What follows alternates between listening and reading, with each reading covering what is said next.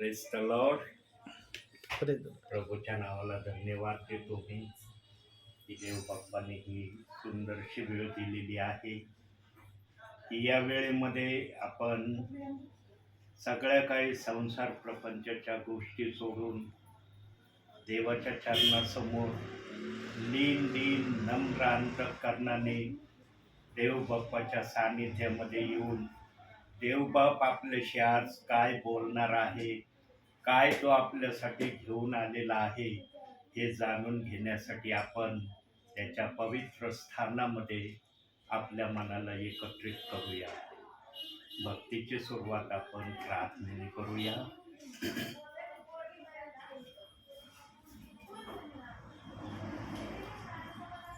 दिल में धीमी आवाज आई, अपने गुनाहों को मान, जान लिया मैंने आवाज उसकी जिसका किया अपमान. दिल में धीमी आवाज आई, अपने गुनाहों को मान, जान लिया मैंने आवाज उसकी जिसका किया अपमान. प्रार्थना में जो कुछ मांगा पूरा करो अरमान. प्रार्थना में जो कुछ मांगा पूरा करो अरमान. सारी खताएं मानता हूँ, तेरा करूँ अब ध्यान. प्रार्थना में जो कुछ मांगा पूरा करो अरमान. होय माझ्या बापा, आज सर्वजण तुझ्याकडं आशेनेच पाहत आहेत माझ्या बापा. आम्ही तुझ्याकडं आशेने पाहतो, परंतु तू किती आमच्याकडं आशेने पाहतो हे आम्ही समजून घ्यायला आजही तयार नाहीत माझ्या बापा. आमच्या मनाला एवढंच वाटतं की प्रभू फक्त देण्याकरता बसलेला आहे, प्रभूला काही घेण्याची इच्छा नाही. परंतु ज्यांना आत्मा चालवितो, त्यांना आत्मा शिकवतो पण की प्रभूला पण तुमच्याकडून आशा आहे. प्रभू पण तुमच्याकडून काही मागण्याची इच्छा प्रकट करतो. स्वर्गीच्या देवा, आज तुझ्याकडून आम्ही काही घेणार आहोत आणि तू आमच्याकडून जे तुला पसंत आहे ते आमच्याकडून तू घेणार आहे. परंतु आम्ही बोलण्याच्या द्वारे तुझ्याकडून घेणार आहोत. तू न बोलता आमच्याकडून तुला काय पाहिजे आहे ते आमच्याकडून घेणार आहे. स्वर्गीच्या देवा, ही सुंदरशी प्रार्थनेची वेळ तू आम्हाला दिली यासाठी धन्यवाद. स्वर्गीच्या देवा, धन्य तो परिवार आहे ज्या परिवाराची तू आठवण करतो माझ्या बापा. सेवक तू सांगितल्याशिवाय कुठं जात नाही माझ्या बापा, कारण तुझ्या आत्म्याने सेवकाला सुचवल्याशिवाय सेवक पण कोणत्या ठिकाणी जाण्याची इच्छा कधी करत नाही. स्वर्गीच्या देवा, आजही या परिवारावर तू आपली प्रीती प्रगट करत आहे. आजही या परिवाराकडे तुझी आशा आहे. आजही या परिवाराकडून तुला आशेची अपेक्षा तू आपल्या मनात धरून आहे माझ्या बापा. आणि जी आशा तू धरलेली आहे ती आशा तू पूर्णही करशील असा मी विश्वास करतो. आजची संपूर्ण भक्ती स्वर्गीच्या देवा तुझ्या पवित्र हातात देतो. आजचं येणारं वचन, आजच्या होणाऱ्या प्रार्थना, सर्व काही प्रभू तुझ्या गौरवासाठी, तुझ्या महिम्यासाठी असू दे अशी मी तुला प्रार्थना करतो. इथपर्यंत आम्हाला सहाय्य केलं यासाठी धन्यवाद. मान सन्मान गौरव सर्व माझ्या बापा मी तुला देतो. धन्यदारणारा प्रभू येशू ख्रिस्त याच्या प्रिय आणि गोड नावानं मागतो म्हणून तू ऐक माझ्या बापा. आमेन. प्रियांनो, ख्रिस्ती जीवनामध्ये आम्हाला प्रभू आम्हाला काय उद्देशाने, काय हेतूने त्याने आपल्या राज्यात आम्हाला घेतलंय आणि त्याच्या हेतू आणि उद्देशाला आम्ही आमच्या ख्रिस्ती जीवनामध्ये पूर्ण करण्याकडे संपूर्ण हृदयाने, अंतःकरणाने व बुद्धीने त्याकडे लक्ष द्यावं म्हणून हे पवित्र शास्त्र आम्हाला देव बाप्पाने दिलेलं आहे. प्रियांनो, पवित्र शास्त्र देण्याचा देव बाप्पाचा एक वेगवेगळ्या प्रकारचा हेतू आणि उद्देश आहे. प्रियांनो, पवित्र शास्त्रात ज्या पण घटना सांगितल्या आहेत, ज्या पण गोष्टीविषयी प्रभूचा आत्मा बोललेला आहे, प्रभूला प्रत्येक वचनाचं प्रकाशन त्याच्या समयामध्ये दिसलेलं आहे की प्रत्येक वचनामध्ये काय काय होणार आहे आणि त्या प्रक्रिया पृथ्वीवर मुख्यत्वे करून ज्या पृथ्वीच्या विषयात किंवा जगाच्या विषयात देव बाप्पाने बायबलमध्ये लिहिल्या त्या पूर्ण होत आहेत. ज्या पूर्ण व्हायच्या राहिल्या आहेत त्या येणाऱ्या अंतिम समयामध्ये देव बाप पूर्ण करणार आहे. प्रियांनो, देवाने आपली सर्व इच्छा आपल्या पवित्र शास्त्रात प्रगट केली. ती इच्छा त्याने प्रगट केली जी त्याला मान्य आहे. काही इच्छा त्याने या पवित्र शास्त्रात प्रगट केल्या नाही. त्याचं कारण पवित्र आत्म्याशिवाय कोणी जाणू शकत नाही. परंतु त्याने आमच्या सावधानतेसाठी रहस्य आणि गुज मी गुप्त ठेवले आहे या शब्दाने आम्हाला त्याने सावधानही केलेला आहे आणि त्यातले काही रहस्य, काही गुज तो प्रगटही करत आहे. त्यातले मागील संदेशामध्ये जे काही प्रभूला गुज रहस्य सांगायचे होते ते त्याने वचनातून आपल्याला दाखवले पण आहे. प्रियांनो, देवबाप नेहमी आपल्या विश्वासणाऱ्यांना आशीर्वाद देण्याच्या प्रक्रियेमध्ये तो सर्वदा स्वतःला ठेवण्याचा प्रयत्न करतो. प्रियांनो, देवाचा हेतू जर आमच्या प्रती चांगला आहे तर आमचा पण हेतू प्रभू विषयी चांगला असला पाहिजे. सर्वात पहिलं प्रियांनो, आमचं आचरणाकडे आम्ही लक्ष दिलं पाहिजे. माझं आचरण व्यवस्थित आहे का? मी देवाला आवडणाऱ्या गोष्टीप्रमाणे वागतोय का? देव बाप माझ्याकडे पाहून आनंदी खुश होतोय का? जो विश्वासणारा या गोष्टीकडे प्रभूमध्ये चालत असताना लक्ष देणार नाही ना प्रियांनो, त्याला कधीही प्रभूचं जे मनोगत आहे ते देवबाप तितकं समजू देणार नाही जितकं समजून सांगण्याविषयी देवबाप तुमच्या विषयी मनामध्ये इच्छा ठेवतो. प्रियांनो, आमच्या आचरणाला देव बाप्पाने सर्वात मोठी जागा दिलेली आहे. म्हणून जुन्या करारात पण सांगण्यात आलंय, नवीन करारात पण सांगण्यात आलं की ज्यांचं आचरण चांगलं नाही त्यांच्या बरोबर प्रभूची संगती व्यवस्थित नाही. प्रियांनो, शारीरिक जीवनात हानी झाली ना काही देव बाप्पाला फरक पडत नाही, पण ज्याची हानी आत्मिक जीवनात होती ना त्याला वरती गेल्यावर त्याचा फार मोठा मोबदला देव बाप्पाला सांगायचा आहे की मी आत्मिक जीवनाला किंवा आत्मिक गोष्टीला माझ्या जीवनामध्ये घेण्यासाठी काय अडचणी मी आपल्या जीवनात अनुभवल्या. प्रियांनो, अडचणीवर मात करण्यासाठीच आम्हाला देवाच्या संगतीमध्ये पवित्रतेने चालणं गरजेचं आहे. आज विश्वासणारा मी देवा समक्ष पवित्रतेमध्ये चालतो का याच्याकडे लक्ष देत नाही. प्रियांनो, ख्रिस्ताच्या जीवनामध्ये चालत असताना सावधानता आमच्यामध्ये ठेवणं गरजेचं आहे.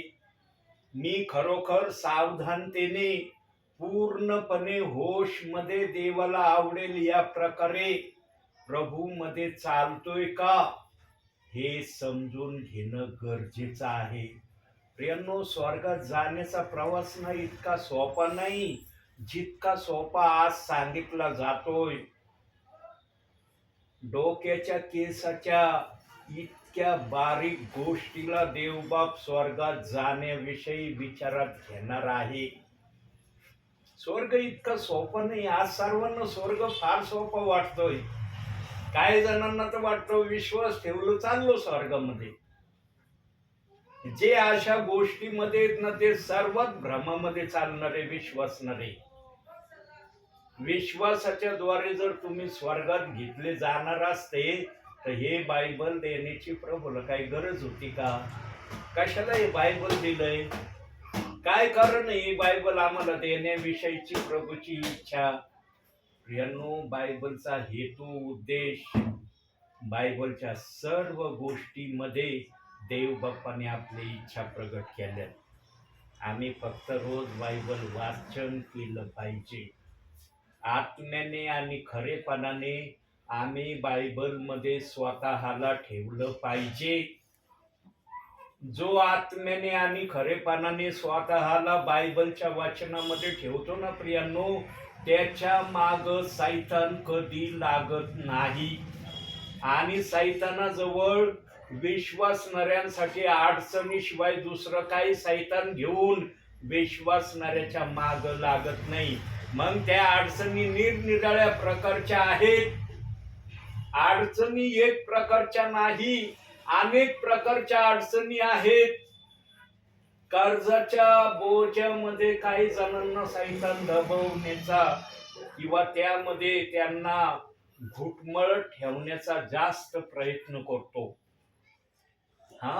कर्जाच्या याच्यामध्ये बघा, काही जण आज कर्जामध्ये असतील. ज्यांच्यावर कर्ज असतं ना त्यांनाच माहित असतं कर्ज काय आहे. दुसरी गोष्ट प्रियांनो, आमच्या जीवनामध्ये सैतान निराशा आणण्याचा नेहमी प्रयत्न करतो. एखादा व्यक्ती जर निराशा असला ना, त्याला काहीही सांगा, काहीही बोला, काहीही कृती त्याच्या समोर करा, त्याला त्या गोष्टीतून काही वाटत नाही. काही जण बोलणारे असले ते लगेच म्हणतात मी निराश आहे, मला आज डिस्टर्ब करू नको. निराशा हे सैतानाचं फार मोठं हत्यार त्याने आजही आपल्या बरोबर ठेवलेलं आहे. आणि या निराशापायी आज काही ख्रिस्ती म्हणवणारे विश्वासणारे प्रभूच्या संगतीपासून दूर जायला लागले. प्रभूच्या संगतीमध्ये राहणं त्यांना तितकं पसंत वाटू नाही राहिलं जितकं पसंत पूर्वी वाटत होतं.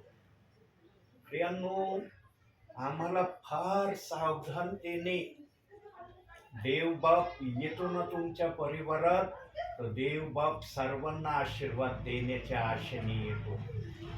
देवबाप असं ठरवून येत नाही मी यालाच आशीर्वाद देईन त्यालाच आशीर्वाद देईन.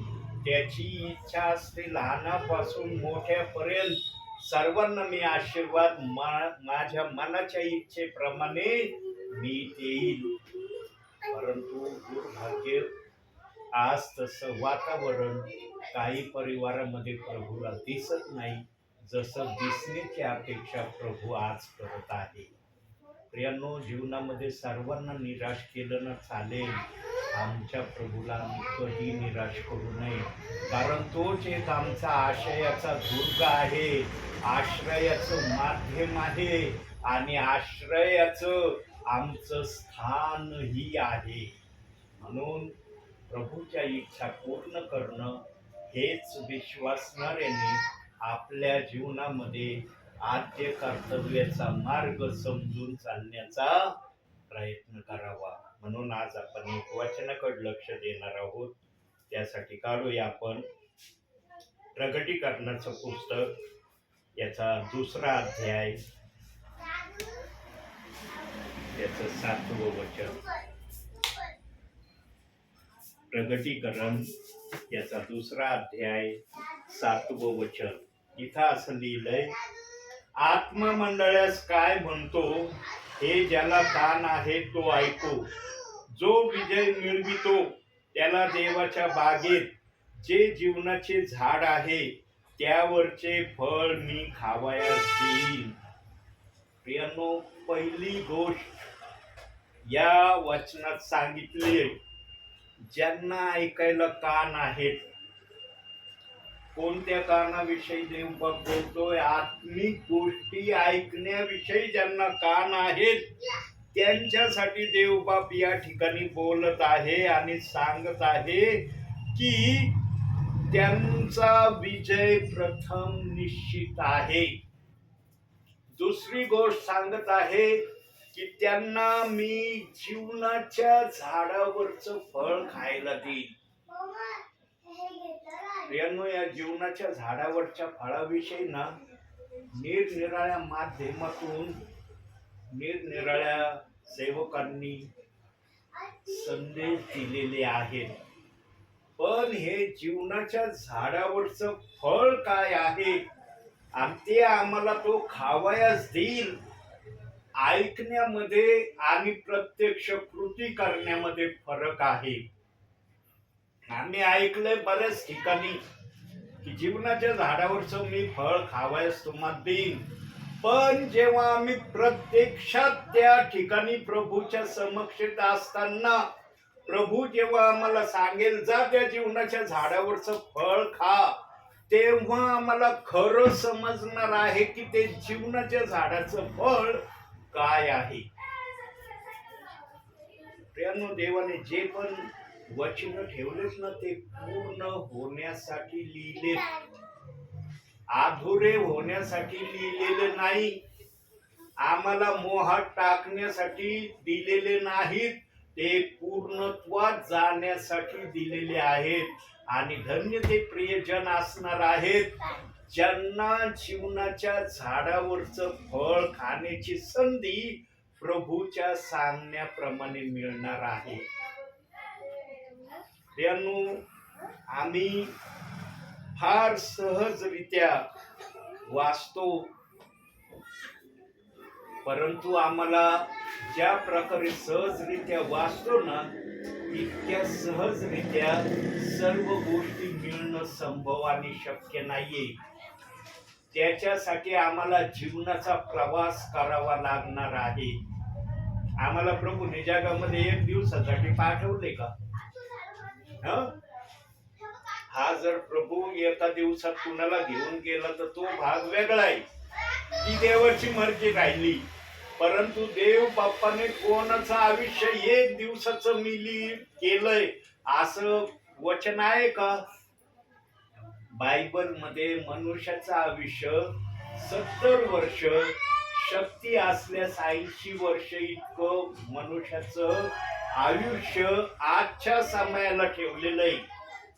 मागील वर्षांमध्ये, मागील हजारो वर्षापूर्वी देव बाप्पाने मनुष्याचं आयुष्य किंवा वयोमर्यादा 70 किंवा 80 केलेली नव्हती.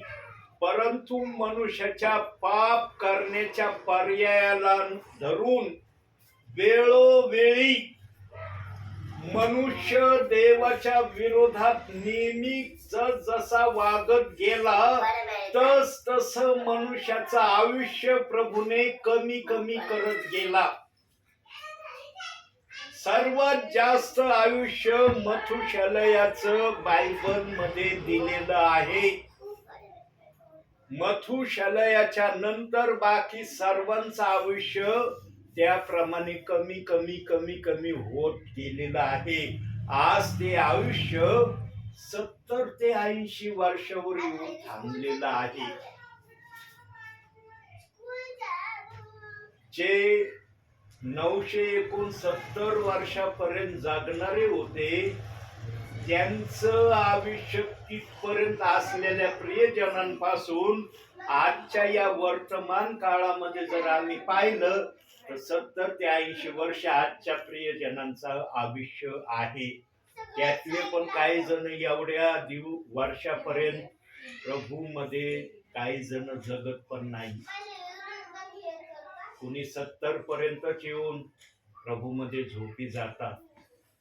प्रियांनो, जितकं पाप वाढल तितका देव बाप्पाचा क्रोध वाढतो. देव बाप्पाला फक्त पाप आवडत नाही. देव बाप पापाच्या विरोधात आहे. आणि जो कोणी पाप करतो ना प्रियांनो, तो स्वतःवर स्व इच्छेने दंड मला हवा आहे प्रभू तुझ्याकडून, याची तो अपेक्षा पापाच्या माध्यमातून प्रभूला कळवितोय. म्हणून प्रभूने शेकडो वर्षाचं आयुष्य आज 70-80 वर्षापर्यंत आणलेलं आहे.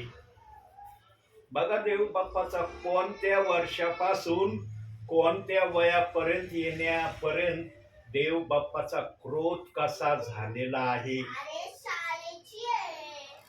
म्हणून येशू ख्रिस्त आपल्या शुभवर्तमानामध्ये कोणत्याही प्रकारच्या आजारी व्यक्तीला त्यांनी बरं केलं ना, तेव्हा फक्त एकच बोलायचं, तो पाप करू नको.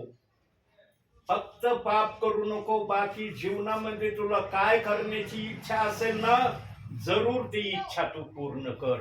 आणि त्या समयातल्या प्रियजनांनी नवीन करारामध्ये कुठंच असं वचनात आलेलं नाही की येशू ख्रिस्ताने एखाद्याला सांगितलंय पाप करू नको आणि त्यांनी पाप केलंय, परत प्रभूकडे आलाय आणि म्हणला माझ्याकडून पाप झालं, तू मला बरं केलं होतं, पण मी पाप करून पुन्हा आजारी किंवा कोणत्या पण निराशेने तुझ्या समोर उभा आहे, मला परत तू आशीर्वादित कर.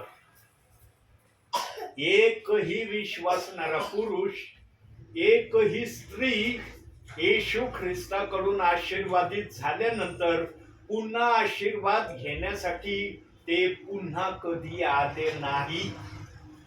चारही शुभवर्तमानामध्ये ज्यांना देव बाप्पाने आज्ञा दिली पाप करू नको, त्यांनी पाप केलं नाही. प्रियांनो, ते भावी जीवनात किती वर्ष जगले असतील त्याचे पवित्र आत्म्याने उल्लेख केला नाही, पण त्यांनी पाप केलं नाही म्हणजे त्यांचं नाव पुन्हा आलेलं नाही.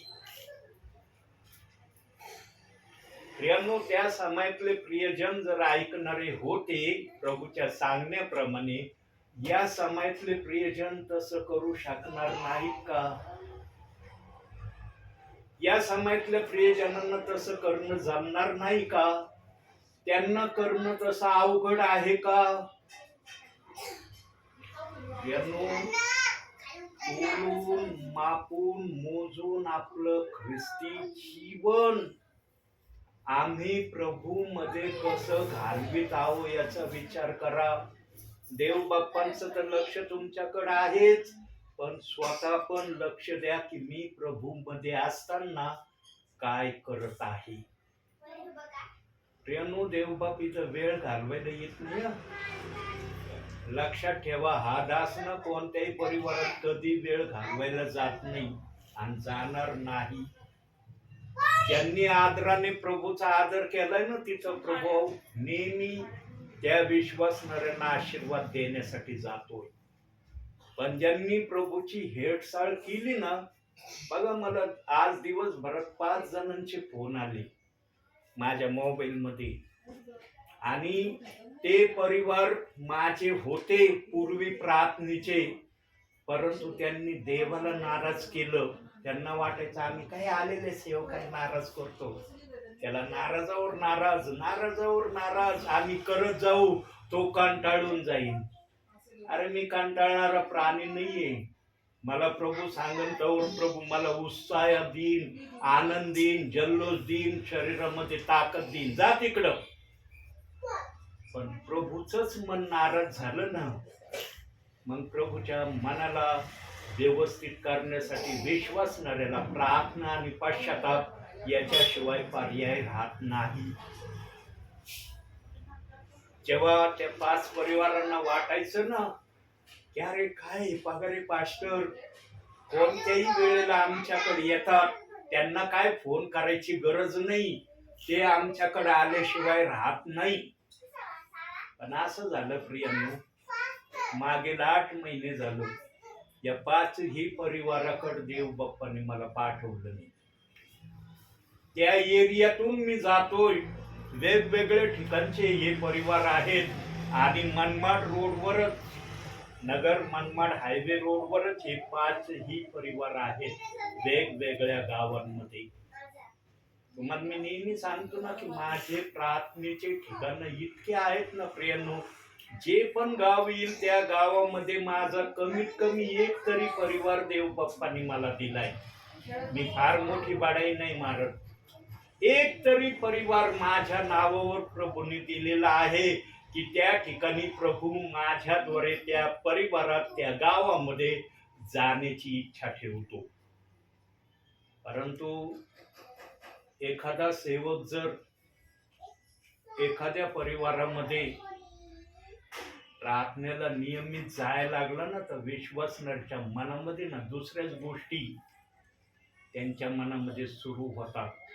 अरे काही नाही, आमच्याकडे नेहमी येणार आहे, काही नाही, आमच्याकडे नेहमी येणार आहे. प्रभू तुमची अपेक्षा करतो. प्रभूला आता सुरुवातीच्याच वाक्यात बोललो ना प्रभू प्रार्थनेच्या अगोदर की प्रभूला देखील आशा आहे. पण आज आम्ही जे विश्वासणारे आहोत, आम्हाला वाटतं फक्त आम्हाला आशा आहे प्रभूकडं. प्रभूला काय आशा नाही, प्रभूला काय लागत नाही, प्रभू काय मागत नाही, असं आमच्या मनाचा विचार आम्ही केलाय. प्रियांनो, बायबल मध्ये देवाने पण मनुष्याकडून मागण्याची अपेक्षा केलेली आहे. आणि मिखा 6 अध्याय 8व्या वचनात त्याने थोडक्यात त्याच्या इच्छा त्या ठिकाणी बोलून दाखवल्यात. याचा अर्थ असा नाही की तेवढेच इच्छा देव बाप्पाच्या आहेत, पण त्याला सर्वात जास्त त्या इच्छेवर त्याची अपेक्षा इच्छा आहे. म्हणून मिखा 6 अध्याय 8व्या वचनात तो बोलत आहे की मनुष्याकडून मला हे हवं आहे. याचा अर्थ असं होत नाही की तेवढ्याच वचनात देव बाप आमच्याकडे अपेक्षा आणि इच्छा करतो, बाकी ठिकाणी त्याने अपेक्षा आणि इच्छा करणं सोडून दिलंय. जशा आमच्या इच्छा अपेक्षा संपत नाही ना प्रियांनो, तशाच देव बाप्पाच्या पण आमच्याकडे इच्छा अपेक्षा आहेत. जो आत्मेने येतो ना तोच ही भाषा बोलेल. ज्याच्याजवळ आत्मा नाही ना तो कोणती भाषा सांगेन मला माहिती नाही. आमच्या जेवढ्या इच्छा अपेक्षा देव बाप्पाकडे आम्ही करतो ना, तेवढ्याच इच्छा अपेक्षा देव बाप्पाच्या पण आमच्याकडे आहेत. तो आमच्याकडे पण त्याच आशेने पाहतो. आणि जो परिवार त्याला त्या इच्छा अपेक्षा पूर्ण करण्याच्या तयारीमध्ये किंवा ते तसं करण्याची इच्छा करणारे आहेत असं प्रभूला दिसतं ना, इथं प्रभू गेल्याशिवाय राहत नाही. हे 5 परिवार ज्यांनी मला आज फोन केले ना, 5ही परिवारांना मी एकच वाक्य बोललो. 5 परिवारांना वेगवेगळं वाक्य मी बोललो नाही, एकच वाक्य बोललो 5ही परिवारांना. आणि काय वाक्य बोललो?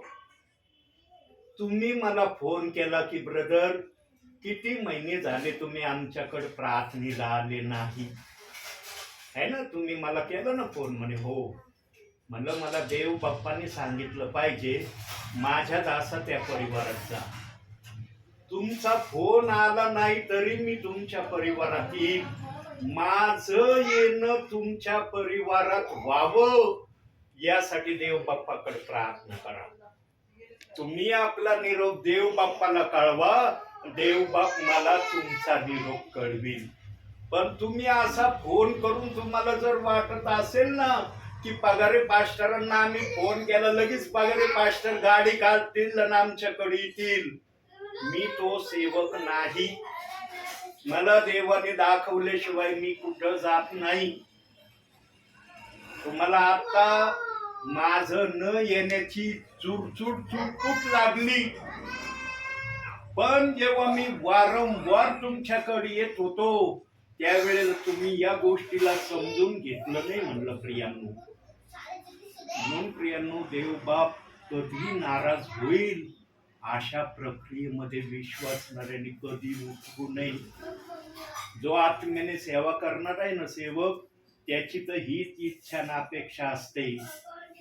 काही काही परिवारात मी आता नव्याने गेलो ना, ते म्हणले ब्रदर किती महिने झाले तुम्ही आले नाही. म्हणलं आज आलो ना, आज देव बाप्पाला तुमची आठवण झाली आणि संदेश ते मी हे पण केले. काही परिवारात रेग्युलर जातोय, पण काही परिवारात नव्याने गेलोय, ते संदेश मी टाकलेत. आज 3 संदेश माझे आज मी टाकलेत युट्यूबला. प्रियांनो, देवबाप जिथं मला जा म्हणन ना, तिथंच मी सेवेला जाणारा सेवक आहे. मी असा सेवक नाहीये. मला सेवक बनवलंय, मी कुठं पण सेवेला निघन, गाडी काढन. माझ्या गाडीचा पेट्रोलचा एक एक थेंब आहे ना, येशू नावाने जळतो. येशू नाव घेऊन पेट्रोल माझा जळतो प्रियांनो. कारण तो प्रभूसाठी पेट्रोल मी वापरतो. इतर गोष्टींसाठी त्या पेट्रोलचा मी उपयोग करत नाही. प्रियांनो, तुम्ही फार धन्य आणि फार आशीर्वादित आहात की देवबाप तुमची भेट घेतोय. हे बघा, वचनात सांगितलंय, जोपर्यंत देवबाप प्राप्त करून घेण्याची देवबाप्पाची इच्छा आहे, तोपर्यंत तुम्ही त्याला प्राप्त करून घ्या. तो तुमच्याकडे येण्याची आशा इच्छा करतोय.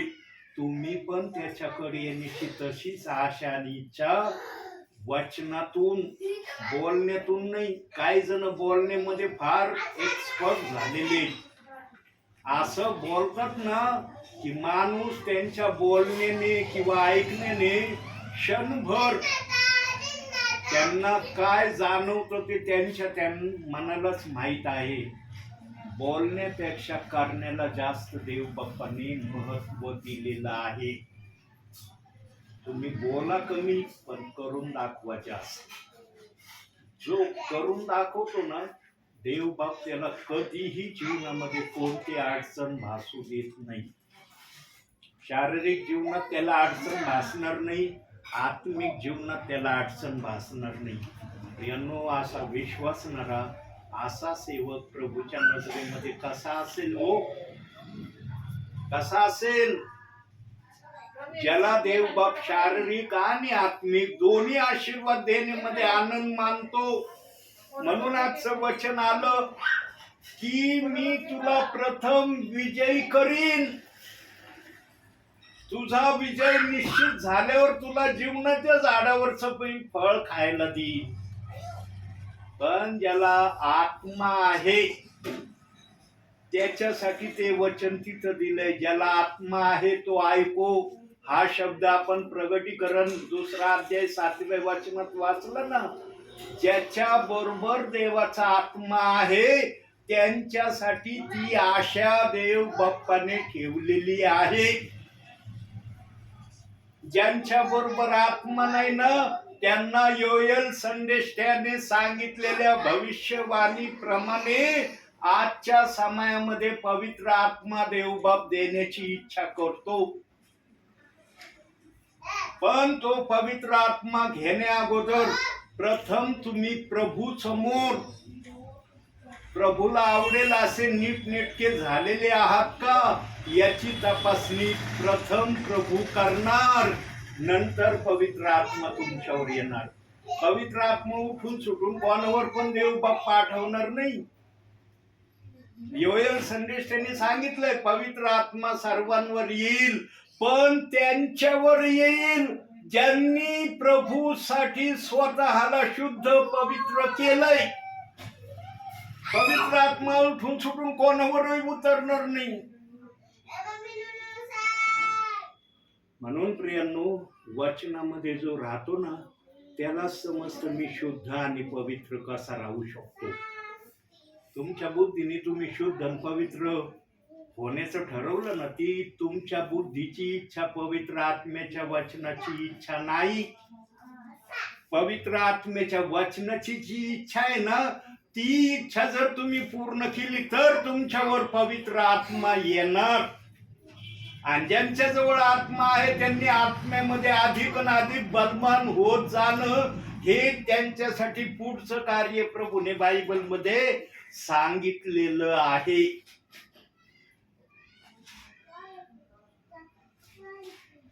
मूल असं आहे ना, जन्मल्याबरोबर मूल 15 वर्षाचं होतं का? पाहिलं का कोणत्या मातेचं मूल जन्मले लगेच 15 वर्षाचं झालंय? पाहिलंय असं? ऐकलं कुठं? 15 वर्षाचं मूल होणार, ते होणार निश्चित, पण त्याला वेळ लागणार आहे. त्या समयापर्यंत त्याला वाढत वाढत जावं लागतं. आत्मिक जीवनाचं पण असंच आहे प्रियांनो. आत्मिक जीवनामध्ये आम्ही शुद्ध पवित्र झालो म्हणजे लगेच आम्ही 15 वर्षापर्यंत उडी मारू असं आत्मिक जीवन नाही. त्याच्यासाठी तसं वागावं लागल, चालावं लागल, तेव्हा म्हणता येईल मी 15 वर्ष झालो प्रभूच्या आत्मिक आशीर्वादामध्ये चाललेला विश्वासू आहे. एक दिवसाने 15 वर्षाचं तुम्ही होऊ शकत नाही. धीराने नेटाने चालावं लागतं. पाऊलाने आपल्या जीवनामध्ये काय सांगितलं माहितीये प्रियांनो? कालच्या संदेशात मी दिलंय, तुम्हाला टाकलाय तो संदेश आज. 5 गोष्टीविषयी एका संदेशात पाऊलाचं बोललोय मी. हारेगाव या ठिकाणी 5 गोष्टीविषयी बोललोय मी की प्रभूला 5 गोष्टी कोणत्या आवडतात किंवा प्रभू कोणत्या 5 गोष्टीविषयी खुश होतो. याचा अर्थ असा नाही की 5च गोष्टींनी प्रभू खुश होतो, बाकीच्यानी निराश होतो. आत्म्याला जेवढं आवश्यक असतं ना, ज्या ठिकाणी जे सांगणं, तो आत्मा सांगून त्या ठिकाणी जातो. यानो पावलासारखं दुःख आजच्या समयामध्ये कोणताही विश्वासणारा कधी बर्दाश्त करणार नाही. अहो नुसती दुःखाची भनक जर लागली ना तर तो त्या दुःखापासून जितकं लांब जाता येईल तितकं लांब जाईल तो, पण दुःखाला सामोरं जाणार नाही. त्या ठिकाणी वचन आलं होतं, प्रेषितांची कृत्य 20 अध्याय 23 वचन आलं होतं की बंधने आणि संकटे माझी वाट पाहत आहे. ज्या ठिकाणी मी सेवेला चाललोय, ज्या दासाला ज्या ठिकाणी सेवेला चाललाय तिथं काय माझी वाट पाहत आहे हे माहित असतानाही तो त्या ठिकाणी सेवेला गेलाय. आज बघा थोडीशी अडचण, थोडीशी गडबडी आज आमच्या समोर आली. आम्ही किती सावधान झालो. सांभाळून सेवेला जा, योग्य त्या ठिकाणी सेवा करायचा प्रयत्न करा, अन्य ठिकाणी जाण्याचा कधी प्रयत्न करू नका. पाऊलाला तर हे माहित असायचं की जिथं मी सेवेला चाललोय बंधने आणि संकटे माझी वाट पाहत आहेत, तरी तो तिथं जायचा आणि वचन सेवा करायचा. आणि देव बाप्पाने त्याला त्याच अशा ठिकाणातून 13 मंडळ्या दिल्या. जिथं वाटायचं ना सोपं आहे तिथं पाऊल कधी सेवेला गेलं नाही. जिथं अवघड आहे ना तिथं गेला, तिथं मंडळ्या उभ्या राहिल्या. यानो उगाच कनिष्ठ संदेष्ट दर्जा त्याला देव बाप्पांनी दिला नाही. आणि त्या समयामध्ये विशेष काय होतं माहिती का? ख्रिस्ती लोक नव्हते त्यावेळेला. काही जणांना तर ख्रिस्त कोण आहे हे देखील माहिती नव्हतं. पाऊलाने सुवार्ता सांगून त्यांना ख्रिस्त काय आहे, कसा आहे, ख्रिस्ताकडे येण्यासाठी काय तुम्हाला करावं लागेल ती सुवार्ता जाऊन सांगितली गावोगावी. आज आम्ही सेवा करतो. मी आलोय सेवेला, आलोय ना तुमच्या परिवारात. म्हणता येईल ना तुम्हाला की आलेत पगारी पास्टर आमच्या परिवारात. तुम्हाला ख्रिस्त माहित आहे ना? माहिती ख्रिस्त तुम्हाला? तुम्ही म्हणता नाही ब्रदर आम्हाला ख्रिस्त माहित नाही. तुम्ही सांगितलं तर आम्हाला ख्रिस्त कळणार आहे की ख्रिस्त काय आहे. पाऊल त्या ठिकाणी जायचं ज्यांना ख्रिस्त माहित नाही. मी त्या ठिकाणी सेवेला जातोय ज्यांना ख्रिस्त माहित आहे. बघा, पाऊलाच्या सेवेमध्ये आणि माझ्या सेवेमध्ये काय अंतर आहे. प्रियानो, फार कष्टाची सेवा पेत्राने, शिष्यांनी, पाऊलाने, शिलास, बर्नबा यांनी फार मोलाची प्रभूची सेवा केली. आम्ही जी सेवा करतो ना, आमच्या सेवेला पण प्रभू नाकारित नाही, पण आमची सेवा विश्वासणाऱ्यांमध्ये आहे. या मागील झालेल्या प्रेषितांची सेवा विश्वास माहीत नसलेल्या, ख्रिस्त ज्यांना ठाऊक नाही त्यांच्यामध्ये त्यांची सेवा झाली. प्रियांनो, आम्हाला ख्रिस्त समजूनही आम्ही जर ख्रिस्ताप्रमाणे वागत नाही, ख्रिस्ताप्रमाणे आम्ही चालत नाही, तर विचार करा आमच्या ख्रिस्ती जीवनाला काही अर्थ आहे का? जिथं देवबाप तुम्हाला घेऊन जाण्याची आशा करतोय, त्या आशेच्या वाटेवरच तुम्ही जर चाललेले नाहीत, त्या आशेवर तुम्हाला देवबाप घेईन का? माणसाला खुश करणारं मी कधी बोलत नाही. देव बाप्पाला खुश करणारे शब्द माझ्या मुखात आहेत. म्हणून देवाच्या आज्ञा पालन करणं, देवाच्या इच्छा जाणणं हे तुमचं प्रथम कर्तव्य असलं पाहिजे. त्याच्या इच्छेप्रमाणे वागण्याची जो तयारी करतो ना, आता शॉर्ट मध्ये सांगतो हे वाक्य, जो देवाच्या इच्छा पूर्ण करतो ना, तो माणसाच्या इच्छा पूर्ण करणारा असतो. जो देवाच्या इच्छा पूर्ण करणारा नसतो, तो माणसाच्याही इच्छा पूर्ण करणारा नसतो. आता माणसाच्या इच्छा म्हणलं म्हणजे माणसाच्या मनात लगेच दुसऱ्या गोष्टी येतात, ज्या नको त्या गोष्टी त्यांच्या डोक्यात येतात. माणसाची इच्छा म्हणजे काय माहिती का? प्रभूच्या सेवकाचा आदर सन्मान करणं ही इच्छा. याच्या व्यतिरिक्त दुसरं काही प्रभूची सेवकाकड तुमच्या प्रती आशा नाही. तो जर आशा धरून येणारा असताना तर त्याला पुढं त्याची आशा पूर्ण होईल ना, ते त्याला सांगायची गरज नाही. त्याच्या बुद्धीला विचार करतो तो, पुढं माझी आशा पूर्ण होईल.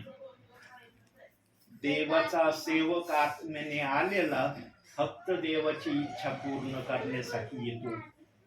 त्याचा पहिला हेतू उद्देश हा असतो. त्यानंतर बाकीच्या गोष्टीला तो महत्व देतो. आणि देवबाप पण त्याच इच्छेमध्ये, त्याच परिवारामध्ये इच्छा ठेवतो ज्या परिवारांना तो स्वीकारितो. देव येतो तुमच्या आमच्या सारखा साधारण व्यक्ती नाहीये, उठून सुटून कुठं पण जायला. देवाचं अस्तित्व आणि आमच्या अस्तित्वात फार फरक आहे. म्हणून धन्य आहात तुम्ही की तुमच्या परिवारात प्रभू तुमची भेट घ्यायला येतोय. त्याचं आगत स्वागत कसं करतात ना, तुमच्या मनाला तुम्ही तपासून घ्या. फार आशीर्वादित आहेत तुम्ही, इतके आशीर्वादित आहेत ना तुम्ही. कोणत्या शब्दाने सांगावं, पवित्र आत्मा शब्द पाठवी नाही माझ्या मुखात, पण आशीर्वादित आहे एवढं तर मी निश्चित सांगत. अहो, प्रभू तुमच्या घरात येणं सोपं समजतं काय? साधारण समजतं? अहो, मी धूळ माती राख आहे, आज आहे उद्या नाही. आता दिसतोय काही क्षणात मी या जगात नाही, ही माझी अवस्था आहे. माझी अवस्था मी सांगतो. देवाची अवस्था आहे का अशी माझ्यासारखी? अहो, तो प्रभू तुमच्यावर प्रीती करतोय,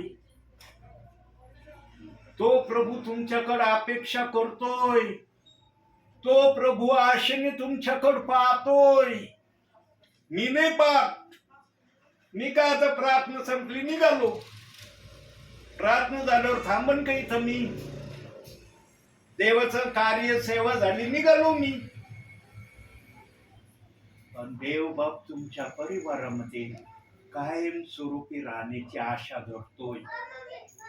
मी जरी परिवारातून गेलो ना, तरी प्रभू म्हणतो मला त्या परिवारात राहायचंय, त्या परिवाराचा अध्यक्ष पुढारी मला व्हायचंय, त्या परिवाराला माझ्या इच्छेप्रमाणे प्रभू मध्ये मला चालवायचंय ही आशा आहे, म्हणून या सेवकाला इथं प्रभूने पाठवलंय. मी असं चालू नाही. काही परिवारांना विश्वासणाऱ्यांना वाटत अहो सेवक जवळ येतावर प्रभू सेवक गेला ना संपलं. सेवक गेला ना तरी प्रभू थांबतो परिवारामध्ये. प्रभू जाण्याची आशा धरत नाही परिवारातून. लक्षात ठेवा येईल. आणि ज्या परिवारामध्ये प्रभू राहण्याची आशा करतो ना त्याच परिवारामध्ये प्रभूचा आत्मा सेवकाला म्हणतो जा प्रार्थनेला. हे लक्षात घ्या. 5 जणांचा फोन आला, एकाच्या फोनाला म्हणलं नाही गाडी काढतो लगेच येतो तुमच्याकडं. एका परिवाराला म्हटलं नाही, म्हणलं प्रभूने मला प्रेरणा दिल्याशिवाय मी तुमच्याकडे येणार नाही. तुम्ही मला कितीही फोन करा, माझं उत्तर हेच राहणार. मी या उत्तराशिवाय दुसरं उत्तर तुम्हाला देणारच नाही. मला प्रभूने प्रेरणा दिल्याशिवाय मी तुमच्याकडे येणार नाही. जेव्हा येत होतो तेव्हा कळलं नाही तुम्हाला की हा दास का येतोय. आता जेव्हा दास येणं बंद झालं तेव्हा कळलं तुम्हाला, अरे ते दास तर कधी पण यायचे आमच्याकडं, आता का येऊ नाही राहिले. म्हणलं तुम्ही मला नाराज नाही केलं. जो देव तुम्हाला आशीर्वाद देतो ना त्याला तुम्ही नाराज केलंय. त्याला खुश करा, प्रसन्न करा. त्यांनी मला सांगितलं ना बा माझ्या दासाच्या परिवारात जा, लगेच निघन मी जर प्रभूंनी सांगितल्यावर निघालो नाही ना तर प्रभू मला म्हणन तू माझा सेवक नाही, तू माझा ऐकत नाही ना, तू माझा नाही, असं प्रभू मला म्हणन. असे परिवार शांत झाले ना प्रियांनो. एकदा फोन केल्यावर परत फोन केलाच नाही त्यांनी मला की ब्रदर काही करा तुम्ही याच आमच्याकडं. परत फोन आलाच नाही कोणाचा. मला फोन आला ना त्याला काय उत्तर द्यायचं ना प्रभू मला सुचवितो हे बोल. त्यांना निराश केलं नाही, त्यांना उत्साही केलं. प्रभूकडे प्रार्थना करा, प्रभूला तुम्ही मागणी करा. जे दास येत होते प्रभू त्या दासांना आमच्याकडे पाठव. प्रभू तुमच्या प्रार्थनेला खुश झाला ना तो मला सांगन माझ्या दासा जा तिकडं, लगेच मी निघणार. हा निरोप आहे ना पवित्र आत्म्याचा निरोप संदेश. पवित्र आत्म्याशिवाय सांगता येत नाही कोणाला. लक्षात ठेवा. आणि जेव्हा पवित्र आत्मा बोलतो ना तेव्हा दास गडबडत नाही, घाबरत नाही, थरथर कापत नाही. त्याच्या बोलण्यामध्ये चल बिचलता नसते. वचन एक आणि त्याचं बोलणं एक असं कधी होत नाही. जे वचन आले त्याच वचनाला धरून पवित्र आत्मा बोलत असतो, पण त्याचे बोलण्याचे माध्यम वेगवेगळे असतात. कारण वेगवेगळ्या माध्यमातून तुम्हाला तो आशीर्वाद देण्याची इच्छा ठेवतो, म्हणून बोलण्याचे माध्यम वेगवेगळे असतात.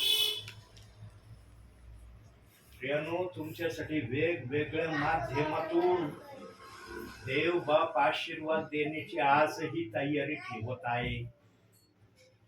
किती किती तुम्ही धन्य आहात. माझ्या नजरेत काय आहात ना ते प्रभूला माहित आहे.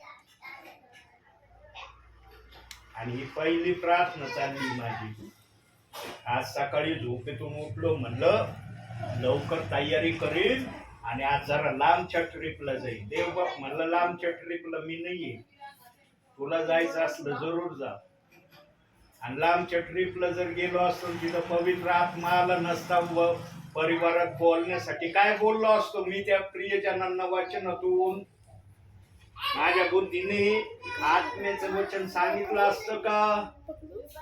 जर बुद्धीला आत्म्याचं वचन सांगता येत असतं तर मग आत्म्याचं काय काम आहे? आत्मा कोणतं काम करीन? बुद्धी जर आत्म्याचं वचन सांगायला लागली तर. म्हणून मी जाणं टाळलं. म्हणलं प्रभू तू नाही मग कशाला जाऊ, मी नाही जात. मी तू दाखवलं तर जाईन सेवेला, नाही दाखवलं बसलो घरामध्ये. संध्याकाळी मला 4 वाजता देव बाप्पांनी दाखवलं, बाळा तुला या ठिकाणी जायचंय आणि या ठिकाणी आल्यावर काय चाललंय ऐक ना तुम्ही साक्षीदार, काय चाललंय इथं, काय ऐकत आहात तुम्ही? प्रियनो, तुमच्यासारखे धन्य ना आशीर्वादित नाही कोणी. आत्मिक जीवनामध्ये फार देवबाप तुम्हाला आशीर्वादित करत आहे. शारीरिक धनाला कोणी मोजित नाही, प्रभू तर काही मोजितच नाही. म्हणून प्रभूने शारीरिक धनवानांना म्हणला तुमचं स्वर्गाच्या राज्यात येणं कठीण आहे. धनवानांना म्हणलाय का नाही पवित्र वचनामध्ये, आओ धनवानांनो तुमचं स्वर्गाच्या राज्यात येणं फार कठीण आहे. बोललंय ना वचनामध्ये, कमी माझ्या मनाचं बोलतोय. प्रभू तुमच्याकडे विना मूल्य तुम्हाला भेटायला येतोय. विचार करा तुम्ही प्रभूचं स्वागत कसं करणारे असले पाहिजे. तुमच्या मनामध्ये प्रभूचं स्वागत करण्याची तयारी कशी असली पाहिजे तुम्हीच ठरवा. मी काय प्रार्थना झालेली काढू. इतक्या उंच पातळीवर प्रभूला ठेवा आपल्या हृदयामध्ये की देवबाप त्या उंच पातळीला पाहून खुश झाला पाहिजे. अरे माझ्या विश्वासणाऱ्याने त्याच्या हृदयामध्ये अति उच्च स्थानावर मला ठेवलंय. इथं जर प्रभू तुमच्या हृदयात असला ना, तुमच्या वागण्यामध्ये ऑटोमॅटिक बदल झालेले तुम्हाला स्वतःच दिसतील.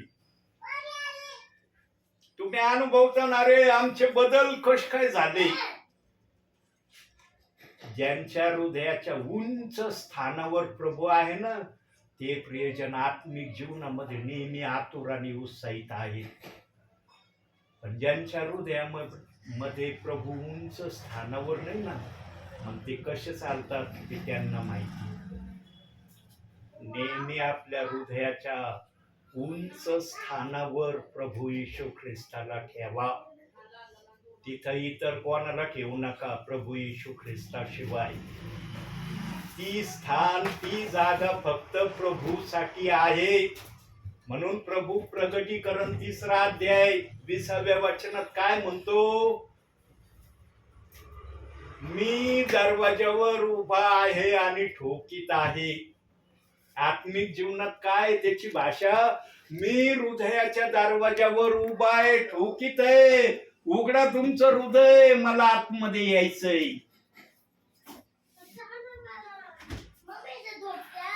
यांनो ज्यांच्या हृदयाच्या दरवाजावर आजही दस्तक देतोय ना, त्यांनी ती दस्तक जाणून त्याप्रमाणे स्वतः तयार करावं. आता 1 मिनिट बोलतो, 1 वाक्य बोलतो, मी तर थांबतो. आता तेच वाक्य बोलतो जे मागील दिवसामध्ये बोलतो, काय नवीन वाक्य नाहीये. जे मागील दिवसात ऐकलं तेच वाक्य रिपीट मध्ये देवबाप तुम्हाला पुन्हा सांगत आहे. जीवनामध्ये सर्वांना निराश करा, सर्वांच्या विरोधात जा. जीवनामध्ये प्रभूला निराश करू नका. प्रभूच्या विरोधात जाण्याची इच्छाच कधी प्रकट करू नका. या गोष्टीप्रमाणे तुम्ही जर स्वतःला प्रभूमध्ये चालण्यासाठी तयार ठेवलं ना प्रियांनो, आशीर्वादाच्या माग तुम्हाला पळायची गरज नाही. आशीर्वाद तुमच्या माग पळत येतील. अनुवाद 28:2 मध्ये सांगितले ना, आशीर्वाद तुझ्या माग पळत येतील. आशीर्वादाच्या माग पळू नका, आशीर्वादाला तुमच्या माग पळू द्या प्रियांनो. आणि ज्यांच्या माग आशीर्वाद पळत येतात ना प्रियांनो, ते प्रियजन प्रभूला सर्वात आशीर्वादित प्रियजन असलेले प्रथम प्रभू पाहतो, नंतर विश्वासणारे म्हणतात अहो तो परिवार फार आशीर्वादित परिवार आहे बरं का. त्या परिवारामध्ये प्रभूची उपस्थिती आम्हाला जाणवती. या वाक्याला आपल्या परिवारामध्ये, आपल्या जीवनामध्ये आणण्यासाठी प्रभूच्या इच्छेप्रमाणे चालण्याची आजपासून तयारी करण्याचा प्रयत्न करा. म्हणून आजच्या या छोट्याशा संदेशातून देवबाप तुम्हाला आणि मला भरपूर आणि भरपूर आशीर्वाद देऊ. आमेन.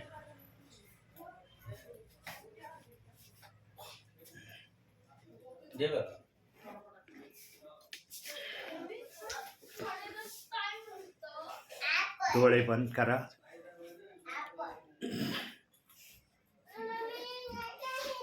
प्रार्थनेत जाऊ आपण.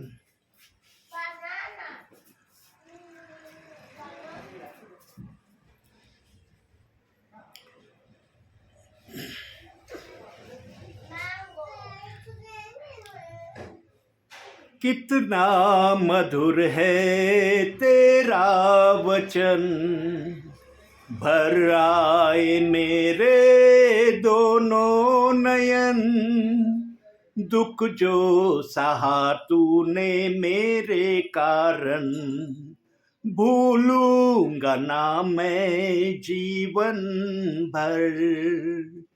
कितना मधुर है तेरा वचन, भर आए मेरे दोनों नयन, दुख जो सहा तूने मेरे कारण, भूलूंगा ना मैं जीवन भर. हे प्रभु यीशु कितना प्यारा है तू, हे प्रभु यीशु सबसे अच्छा है तू. प्रार्थना मैं तुझसे करूं, ओ मेरे प्यारे मसीहा.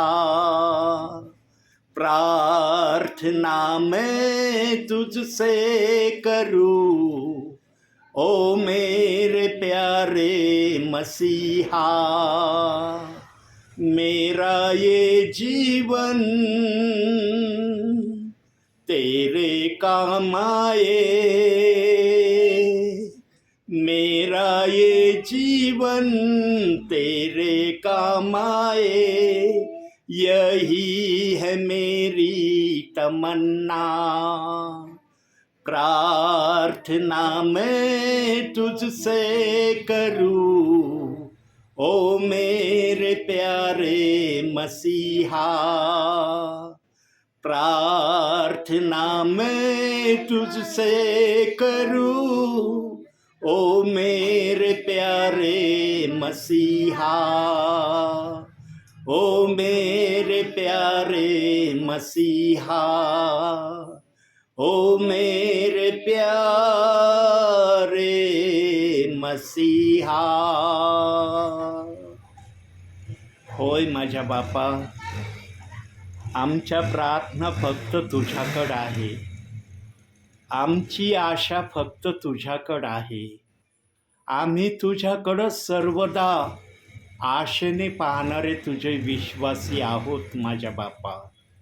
तू आमच्यावर दया करतो, तू आमच्याबरोबर राहतो आणि तू आम्हाला आशीर्वादित करतो. ही तुझी महानता आहे माझ्या बापा. आज या परिवारात तू उतरून आलेला आहे माझ्या बापा. या परिवारातल्या प्रियजनांची पुन्हा एकदा तू आज भेट घेण्याचं ठरवलं माझ्या बापा. आणि तुझ्या इच्छेप्रमाणे तुझ्या सेवकाला तू या ठिकाणी पाठवलं. आणि या ठिकाणी काय झालेलं आहे याला बसलेले हे सर्व प्रियजन साक्षीदार आहेत. स्वर्गीच्या देवा, अनमोल अशा वचनातून विचारातून या प्रियजनांशी तू आज बोललेला आहे. तुला जे बोलणं आवडलं तेच तू बोललेलं आहे माझ्या बापा. तुला जे मान्य होतं तेच शब्द तुझ्या दासाच्या मुखातून बाहेर निघलेले आहेत माझ्या बापा. स्वर्गीच्या देवा, धन्य तुझं मन आहे माझ्या बापा की आजही विश्वासणाऱ्यांसाठी तुझ्या मनामध्ये विचार आणि वचन त्यांच्यासाठी तू राखून ठेवलेलं आहे. सर्वांसाठी असं नाही, ज्यांच्यासाठी तू राखून ठेवलं त्यांच्यापर्यंत तुझ्या सेवकाचं जाणं आत्म्याच्या प्रेरणेने होत आहे माझ्या बापा. स्वर्गीच्या देवा, या परिवारातले सर्व लहान थोर प्रियजन तुझ्या कृपेच्या हातात मी देतो माझ्या बापा. हे घर, ही जागा सदैव आशीर्वादाने आशीर्वादित तू कर माझ्या बापा. या घरातल्या तेला, मिठा, पिठाला आणि सर्व वस्तूंना सदैव तू आशीर्वादाने आशीर्वादित कर माझ्या बापा. प्रभूची शांती या जागेमध्ये सतत राहू दे माझ्या बापा. या परिवाराच्या ज्या पण आशा, इच्छा, प्रार्थना, विनंत्या आहेत त्या सर्व मी तुझ्या पवित्र पायासमोर ठेवतो माझ्या बापा. यांची आशा तू पूर्ण कर माझ्या बापा. यांना तू आनंदी केलेला आहे, पण ज्या आनंदाने ते आनंदी होण्याची आशा तुझ्याकडं करत आहेत तो आनंद त्यांच्या परिवारामध्ये तू पाठव माझ्या बापा, अशी मी तुला विनंती करतो. तुझी कृपा आणि दया या परिवारावर तू सतत कर माझ्या बापा. आज आपल्या दासाला तुझ्या नावाने या ठिकाणी येऊन वचन सेवा आणि प्रार्थना दोहीही सेवा करण्याची संधी तू दिली, यासाठी धन्यवाद. मान, सन्मान, गौरव सर्व माझ्या बापा मी तुला देतो. धन्य तारणारा प्रभू येशू ख्रिस्त याच्या प्रिय आणि गोड नावानं मागतो, म्हणून तो ऐक माझ्या बापा. आमेन.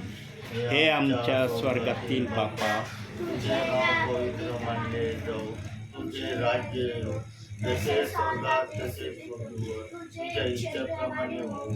आमची रोजची भाकर आज आम्हाला दे, आणि जसे तू आमच्या गुन्ह्यात सोडले आहे तसे तू आमच्या गुन्ह्यात सोड.